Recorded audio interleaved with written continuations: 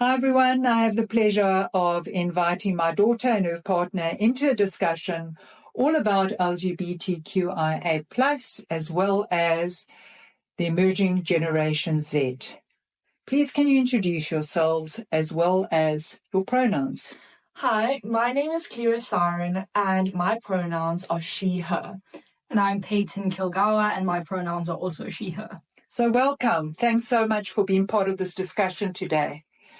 First of all, with June being International Pride Month and with Youth Day having just passed, I'm filled with pride as I sit with my daughter and her partner to ask them a few questions about how they feel about entering into this new world of work, not only as Gen Zs, but as part of the LGBTQIA+ community. I'm delighted to have them here today, and I would like to just ask them one or two questions for them to share. So first of all, Cleo, as LGBTQIA+ individuals, what workplace policies or practices are most important to you for feeling safe and valued? I think it is very important for the internal value system of the company to welcome the queer community. And by doing this, I think they need to enforce some policies to make them feel comfortable, such as having gender-neutral bathrooms, such as having a mutual respect and understanding for individuals' gender, sexuality, and pronouns.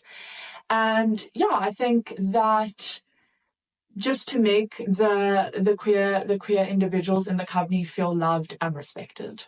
Yeah, and going off of that, I also think it's really important in the policies for there to be a really strong anti-discrimination policy to ensure that obviously the queer individuals are accepted and treated with respect.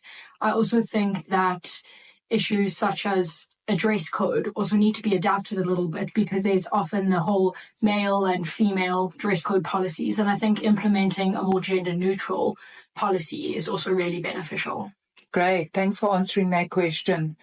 So moving on to you as being the new emerging generation coming into the workplace as professionals, what are you really factoring in when it comes to looking for your ideal workplace that you are looking to join into the future? So I think for me, it's really important, both the internal and the external environment and role that the company plays. I think internally, I'm looking for a place, obviously mutual respect, a place that actually values me as a person, that's going to provide me the opportunity to grow and change as a person and as an employee. I also am looking for a company that shares my values and my morals, not only within the workplace, but on an external level. So a company that's really playing an impact environmentally, they're recycling, they're contributing to companies and NGOs that act against climate change, as well as obviously queer representation and education. Great. I think what Payton said is very important, the external measures, but I think it's very important for employers to focus into the employees that they have hired. For example, I think they need to make sure that the physical and mental well-being and health of the individuals are taken care of and supported. Such as setting up internal workplace counseling or giving leave off for not only physical health issues, but mental health issues. And I think that this will create a great support within the company, and that is definitely a company that I would like to be a part of. Super. Okay, last question. How would you like your future employer of choice to support the LGBTQIA+ community? Over to you, Payton.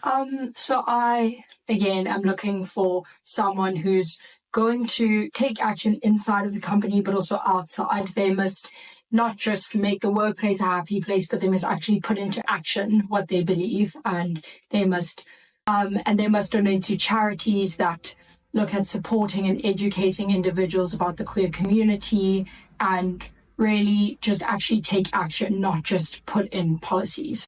Obviously, the support for the external community, the external queer community, is very important. Like Payton said, contributing to NGOs that focus on queer education, etc. But internally, such as education for the employees, making them feel respected, supported, basically just creating a safe environment for people to grow and emerge within their gender, within their sexuality, and basically thrive and be the people who they are. That's wonderful. So there we have it, folks. Really from the horse's mouth in terms of how these people feel about entering into the workplace. And I think it's important as employees to take note of this, especially in that 30% of our future workforce is going to be made up of the new generation, which is your Gen Zs and your millennials. Thanks for listening.